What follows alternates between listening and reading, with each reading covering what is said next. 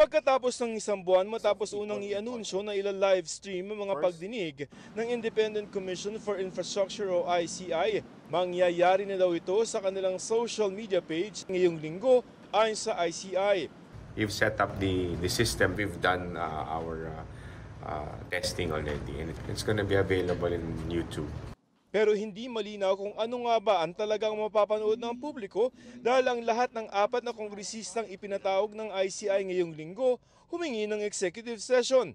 Sabi ng ICI, pagbibigyan nila ang hiling na executive session kung ang idadahilan ay pasok sa kanilang guidelines. Gusto namin i-balance yung karapatan ng taong bayan on information, at the same time the individual rights of our resource persons at kung sino man yung kanilang mame-mention o madadawit sa kanilang testimony. So we were very careful about that.